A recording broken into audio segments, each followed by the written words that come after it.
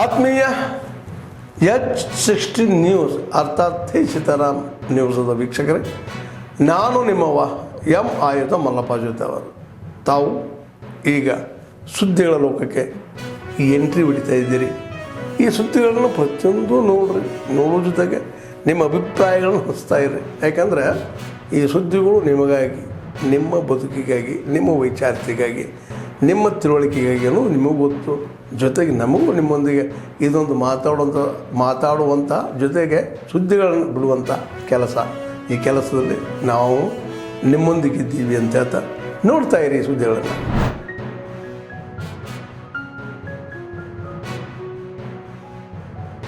ಪ್ರಧಾನಿ ನರೇಂದ್ರ ಮೋದಿ ಅವರ ಲಂಡನ್ ಭೇಟಿಯ ಕಡೆಗೆ ಜಾಗತಿಕ ಗಮನ ಸೆಳೆದಿತ್ತು. ಪ್ರಧಾನಿ ಅವರ ಈ ಭೇಟಿ ಮುಕ್ತ ವ್ಯಾಪಾರ ಒಪ್ಪಂದದ ಹೆಚ್ಚು ಗಮನ ಸೆಳೆದಿತ್ತು. ಭಾರತ ಮತ್ತು ಬ್ರಿಟನ್ ನಡುವೆ ಮುಕ್ತ ವ್ಯಾಪಾರ ಒಪ್ಪಂದಕ್ಕೆ ಸಹಿ ಹಾಕಿದ್ದು, ಇದರಿಂದ ರಾಜ್ಯದ ಚನ್ನಪಟ್ಟಣ ಗೊಂಬೆಗಳಿಗೆ ವಿಶ್ವ ಮನ್ನಣೆ ದೊರಕಿದೆ.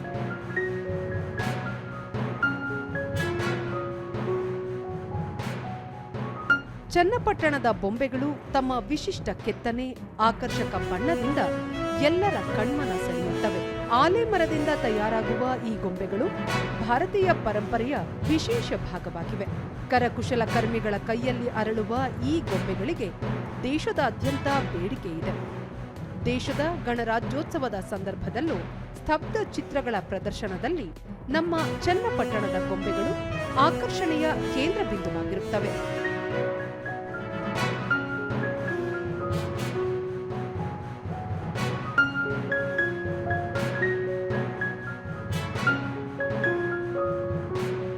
ಇಷ್ಟೆಲ್ಲ ವಿಶೇಷತೆ ಇರುವ ಚನ್ನಪಟ್ಟಣ ಗೊಂಬೆಗಳಿಗೆ ಮುಕ್ತ ವ್ಯಾಪಾರ ಒಪ್ಪಂದದಿಂದ ಹೆಚ್ಚು ಅನುಕೂಲಗಳಿವೆ. ಬ್ರಿಟನ್ ಮಾರುಕಟ್ಟೆಗೆ ರಾಜ್ಯದ ಚನ್ನಪಟ್ಟಣ ಗೊಂಬೆಗಳು ಸುಂಕ ಮುಕ್ತ ಪ್ರವೇಶ ಪಡೆಯಲಿವೆ. ಹೀಗೆ ಸುಂಕ ಮುಕ್ತವಾದಾಗ ಚನ್ನಪಟ್ಟಣದ ಗೊಂಬೆಗಳ ಉತ್ಪಾದನೆ ಹೆಚ್ಚಾಗುತ್ತೆ. ಸ್ಥಳೀಯ ಕರಕುಶಲಕಾರರ ಆರ್ಥಿಕ ಅಭಿವೃದ್ಧಿಗೆ ಬೆಂಬಲ ಸಿಗಲಿದೆ.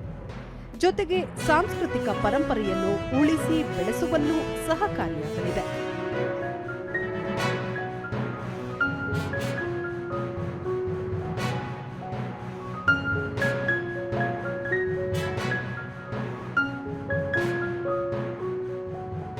ಈ ಪರಂಪರೆಯಿಂದ ಜಾಗತಿಕ ಮಟ್ಟಕ್ಕೆ ತಲುಪಿದ್ದು ಚನ್ನಪಟ್ಟಣ ಗೊಂಬೆಗಳಿಗೆ ಮತ್ತಷ್ಟು ಬೇಡಿಕೆ, ಮಾನ್ಯತೆ ದೊರಕಲಿದೆ. ಇದರಿಂದ ಚನ್ನಪಟ್ಟಣದ ಆಟಿಕೆಗಳ ರಫ್ತು ಮತ್ತು ಮಾರಾಟ ಹೆಚ್ಚಳ ಪೂರಕವಾಗಲಿದೆ. ಬೆಂಗಳೂರು ದಕ್ಷಿಣ ಜಿಲ್ಲೆ, ಅದರಲ್ಲೂ ಚನ್ನಪಟ್ಟಣದಲ್ಲಿ ಆರ್ಥಿಕ ಬೆಳವಣಿಗೆಗೆ ಸಹಕಾರಿಯಾಗಲಿದೆ. ಇದರಿಂದ ಸ್ಥಳೀಯ ಕಲಾವಿದರಿಗೂ ನೆರವಾಗಲಿದ್ದು, ಅವರ ಜೀವನ ಮಟ್ಟ ಸುಧಾರಣೆಗೆ ಪೂರಕವಾಗಲಿದೆ.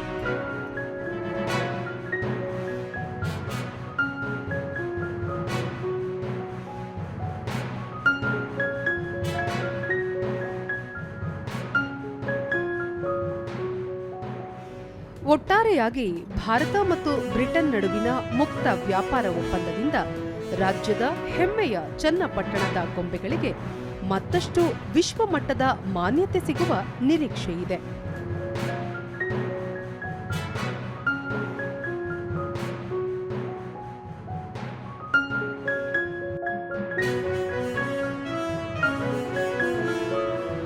ನೈತಿಕತೆ ಇದೆ ಅಂತ ಹೇಳಿ ನಿಮ್ಮ ಸಚಿವ ಸಂಪುಟ ಅರಸೀಕೆರೆ ಗೊತ್ತೈತೆ, ತೋರಿಸಿ. ನೀವು ಅದೇ ವೇದಿಕೆಯನ್ನು ಶ್ವೇತಪತ್ರ ಬಿಡುಗಡೆ ಮಾಡಿ, ಈ ಹಾಸನ ಜಿಲ್ಲೆ ಕೊಡುಗೆ ಏನು ಅಂತಂದೇಳಿ, ಇದು ನನ್ನ ಕೊಡುಗೆ, ಈ ಕಾಲೇಜ್ ನಂದು, ಈ ಹಾಸ್ಪಿಟಲ್ ನಿಂದು, ಈ ಬಸ್ ಸ್ಟ್ಯಾಂಡ್ ನಂದು, ಈ ರಸ್ತೆ ನಂದು. ಯಾವುದಿದೆ ನಿಮ್ದು? ಬೊಮ್ಮಾಯಿ ಸರ್ಕಾರದ ಅನುದಾನ ಬಿಡುಗಡೆ ಮಾಡ್ತು, ಕುಮಾರಸ್ವಾಮಿ ಇದ್ದಾಗ ಕಾಲೇಜ್ ಗುಜರಾತಿ ಆಯ್ತು, ಇವತ್ತಾಯ್ತೈತೆ. ಈ ಶಂಕುಸ್ಥಾಪನೆ ಮಾಡಕ್ಕೆ ಆ ಮೂಲೆ ಬರ್ತಾ ಇದ್ದೀರಾ? ಯಾವ ಮೂಲೆಗೆ? ಅರಸೀಕೆರೆ ಮೂಲೆಗೆ, ಅರಕಲಗೂಡು ಮೂಲೆಯಿಂದ ಹೋಗೋ ಜನ ಒಂದೊಂದು ಕ್ಷೇತ್ರಕ್ಕೆ 50 ಬಸ್ಗಳು. ಯಾರ ಮನೆ ದುಡ್ಡು ಸಮಯ ಕಟ್ಟಿ ಯಾರು ಇದಕ್ಕೆ ಯಾರು ಕಟ್ತಾ ಇದಾರೆ ಅಂತ ಹೇಳಿ ನಮ್ಗೆ ಅದರ ಮಾಹಿತಿ ಬರ್ಲಿ. ನನ್ನ ಆಗ್ರಹ ಇಷ್ಟೇ, ಕಾರ್ಯಕ್ರಮಕ್ಕೆ ಬಸ್ಸಿಗೆ ಕಟ್ತಾರ ದುಡ್ಡು, ಅಡಿಗೆ ಮಾಡ್ತಾರ ದುಡ್ಡು, ಡಯಾಸಿ ಕೊಡ್ತಾರ ದುಡ್ಡು, ತುರಾಯಿ ಕೊಡ್ತಾರ ದುಡ್ಡನ್ನ ನೀವು ಶ್ವೇತಪತ್ರ ಬಿಡುಗಡೆ ಮಾಡಿ. ನಿಮ್ ಪಕ್ಷದ ಏಕತೆಗಳು ಗೊತ್ತಾಗ್ತದೆ ಯಾರ್ಯಾರು ಕೊಟ್ಟವ್ರೆ ಅಂತ. ಅದಕ್ಕೆ ಅಧಿಕಾರಿಗಳು ದಂಡೆಲ್ಲ ಬರೋದಲ್ಲಿ, ಓಹೋ ಏನು ಈ ಅಧಿಕಾರಿಗಳು ನೋಡ್ಬೇಕಲ್ಲಿ, ಮುಖ್ಯಮಂತ್ರಿಗಳು ಬರ್ತಾರೆ, ಎಲ್ಲ ಕಟ್ಟುನಿಟ್ಟಿನಿರ್ಬೇಕು, ಎಲ್ಲ ಶಿಸ್ತುಬದ್ಧವಾಗಿರ್ಬೇಕು, ಕಾರ್ಯಕ್ರಮ ನಡಿಬೇಕು, ಯಾರು ಆ ಕಡೆ ಈ ಕಡೆ ಹೋಗ್ಬಾರ್ದಲ್ಲಿ. ನಾವಿನ್ನೇನ್ ಪದ ಉಪಯೋಗಿಸ್ಬೇಕು ಅಧಿಕಾರ ವರ್ಗಕ್ಕೆ ಇವ್ರಿಗೆ ಹೇಳಿ? ಏನ್ ಯಾವ ಪದ ಉಪಯೋಗಿಸ್ಬೇಕು ಹೇಳಿ? ನಾವು ಇಂಥ ವ್ಯವಸ್ಥೆಯಲ್ಲಿ ಇರುವಂತ ಈ ಒಂದು ಸರ್ಕಾರ ಗಂಡು ದಾಳಿ ಕಿಟ್ಕೊಂಡು ಹಾಸನ ಜಿಲ್ಲೆ ಬರ್ತದೆ ಅಂತ ಏನು ನಡೆಯಲ್ಲ. ನಿಮ್ಮ ಅವನತಿ ಸ್ಟಾರ್ಟ್ ಆಗಿದೆ. 90 ಭಾಗ ಮುಂದಿನ 10 ಭಾಗದಲ್ಲಿ ಇದ್ದೀರಾ. ಇಡೀ ರಾಜ್ಯದಲ್ಲಿ ಮುಳುಗಡೆ ಆಗ್ತದೆ. ಒಬ್ಬ ನಾಯಕರು ನನ್ನ ಮುಖ್ಯಮಂತ್ರಿ ಪದವಿ ಉಳಿಸಿ, ಮುಖ್ಯಮಂತ್ರಿ ಪದವಿ ಉಳಿಸಿ. ಅದಕ್ಕೆ ಬೆಳಗ್ಗೆ ಎದ್ದ ಐಯಿಂದ ಜಪ, ಐಯಿಂದ ಮಠಾಧೀಶರ ಜಪ. ಅವ್ರು ಬೇಕಾದಂತ ವರ್ಗದವ್ರಿಗೆ ಎಲ್ಲಾರು ಕ್ರೋಢೀಕರಣ ಮಾಡೋದಲ್ಲಿ. ಇನ್ನೊಬ್ಬ ಮಹಾನ್ ನಾಯಕ ದೇವೇಗೌಡರಿಗೂ ಆರಾತುರ ಯಾಕಿಟ್ಟವ್ರು ಹೋಗ್ಬಿಟ್ಟಲ್ಲಿ, ನನಗೆ ಮುಖ್ಯಮಂತ್ರಿ ಕೊಡಿ. ಇನ್ನು ಯಾರ್ಯಾರು ಮಾಡಿದ್ರೆ ಪ್ರೆಸ್ ಮೀಟ್ ಅಲ್ಲಿ ಇತ್ತು, ವಿಡಿಯೋ ಸಮೇತ ಬಿಡುಗಡೆ ಮಾಡ್ತೀನಿ ನಾನು. ಅಲ್ಲಿ ಒಬ್ರು ಮುಖ್ಯಮಂತ್ರಿ ಉಳಿಸಿ ಅಂತ, ಇನ್ನೊಬ್ರು ಮುಖ್ಯಮಂತ್ರಿ ಕೊಡಿಸಿ ಅಂತ. ಈ ವ್ಯವಸ್ಥೆ ಬಂದು ಕುಂತು ಚಿತ್ರಾನ್ನ ಕೊಟ್ಟಿದೆ ಕಾಂಗ್ರೆಸ್ ಪಕ್ಷ. ಅಲ್ಲಿ ಯಾವ ನೈತಿಕತೆ ಇಟ್ಕೊಂಡು ನೀವು ಹಾಸನ ಜಿಲ್ಲೆ ಬಂದು ಪಕ್ಷ ಕಾರ್ಯಕ್ರಮ ಮಾಡ್ತಾ ಇದ್ದೀರಾ? ಅವಶ್ಯಕತೆ ಇದೆಯಾ ನಿಮ್ಗೆ? ಯಾಕೆ ಜನರ ತಲೆ ಮೇಲೆ ಹೊಡಿತಾ ಇದ್ದೀರಾ?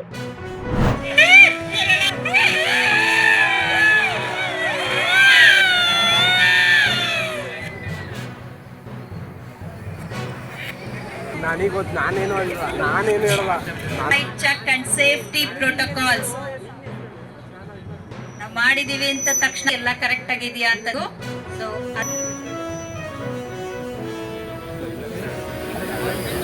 Next smooth take off and landing. Smooth take off ಆಗ್ತಾ ಇದೆಯಾ?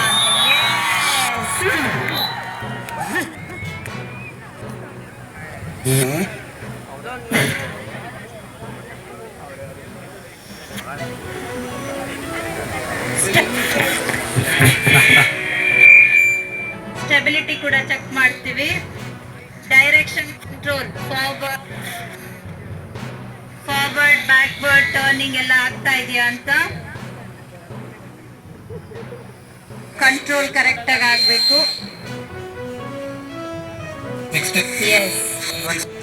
ಜಡ್ಜ್ಮೆಂಟು ಪಂಜಾಬ್ನ ಅನೇಕ ಮಜ್ಬಿ ಸಿಖ್ಗಳ ಮೇಲೆ ಹೊಡೆತ, ಹರಿಯಾಣದಲ್ಲಿದ್ದಂಥ ಮಜ್ಬಿ ಸಿಖ್ರು ವಾಲ್ಮೀಕಿಗಳಿಗೆ ಅನ್ಯಾಯ,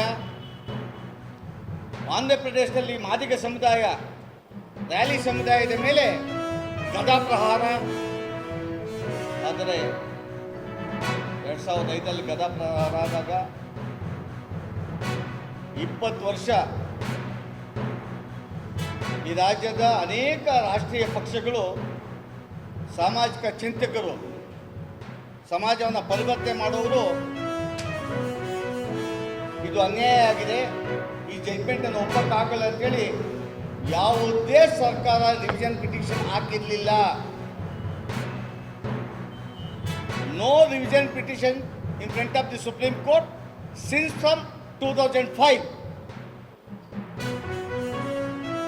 ಯಾವ ಪಂಜಾಬಲ್ಲಿ ಆ ಸ್ಕ್ಯಾಮೇಜಸ್ಗೆ ಅನ್ಯಾಯ ಆಗಿತ್ತು,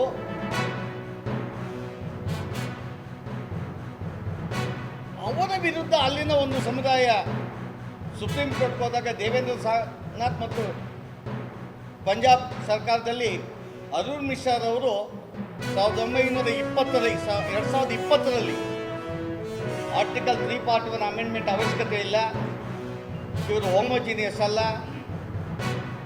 ಈ ದೇಶದಲ್ಲಿ ಒಳ ಮೀಸಲಾತಿಯನ್ನು ಕೊಡುವ ಜವಾಬ್ದಾರಿ ರಾಜ್ಯಗಳಿಗಿದೆ ಅಂತ ಪದವನ್ನು ಹೇಳಿದ್ರು.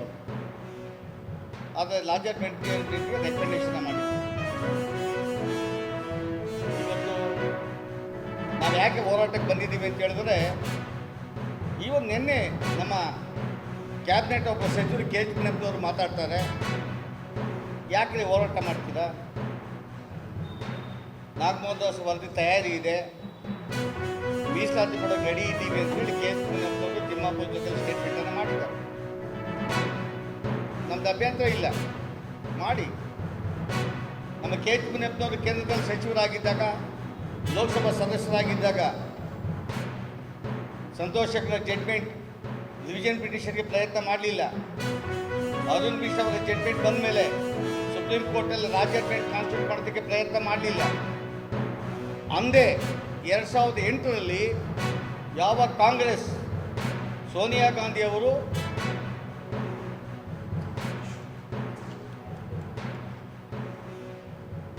ಉಷಾ ಮೆಹ್ರಾ ಏಕಸದಸ್ಯ ಪೀಠ ಕಮಿಷನನ್ನು ರಾಷ್ಟ್ರ ಮಟ್ಟದಲ್ಲಾಗಿತ್ತು.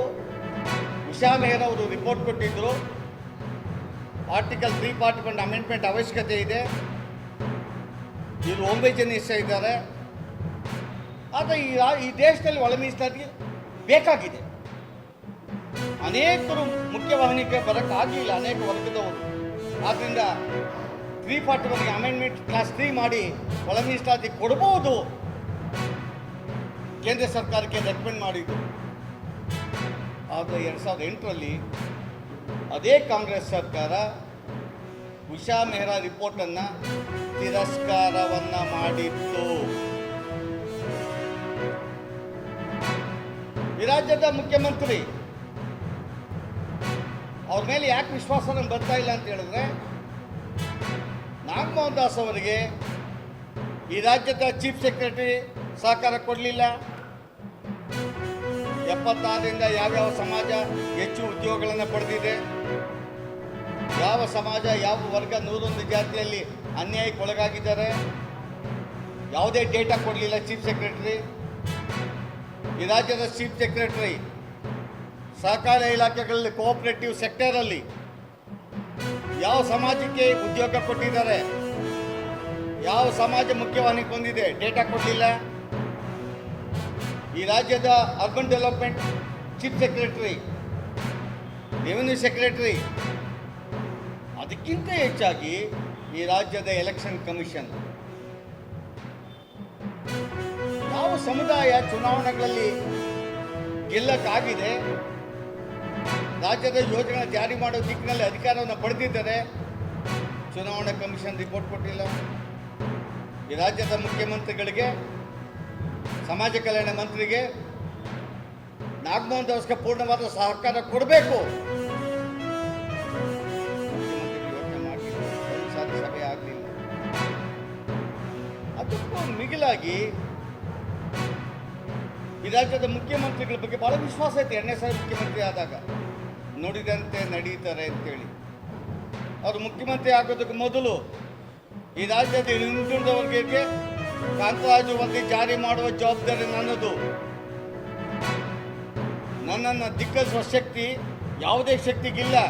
ಹಿಂದುಳಿದ ವರ್ಗಗಳ ಪರವಾಗಿ ಕಾಂತರಾಜು ವರದಿ ಜಾರಿ ಮಾಡ್ತೇನೆ, ಮಂಡನೆ ಮಾಡ್ತೇನೆ. ಕ್ಯಾಬಿನೆಟ್ಟಲ್ಲಿ ಇವತ್ತಾಯಿತು, ನಾಳೆ ಕ್ಯಾಬಿನೆಟ್ ಬಂತು, ಕ್ಯಾಬಿನೆಟ್ ಒಳಗಡೆನೇ ಹೋಗಲಿಲ್ಲ, ಕ್ಯಾಬಿನೆಟ್ ಗೇಟಲ್ಲೇ ಇತ್ತು ಕಾಂತರಾಜು ವರದಿ. ಎಲ್ಲ ನೋಟ್ ಕೊಟ್ಟರು, ಒಂದೇ ತಿಂಗಳಲ್ಲಿ ಕಾಂತರಾಜು ವರದಿಯನ್ನು ಕಸದ ಬುಟ್ಟಿಗೆ ಹಾಕಿದರು. ನಾಳೆ ನಾಗಮೋಹನ್ ದಾಸ್ ಅವರು ವರದಿ ಕೊಟ್ಟ ನಂತರ ಇನ್ನೂ ಕೊಡಲಿಲ್ಲ. ಅವ್ರು ಕಟ್ ಆಫ್ ಡೇಟ್ ಕೊಡ್ಲಿಕ್ಕೆ ಇಷ್ಟ ದಿನಗಳಾಗಿ ನೀವು ಆತ್ಮೀಯರೇ, ಎಲ್ಲ ಸುದ್ದಿಗಳನ್ನು ನೋಡಿದ್ರಲ್ಲ, ಏನು ಅನಿಸ್ತು ನಿಮಗೆ?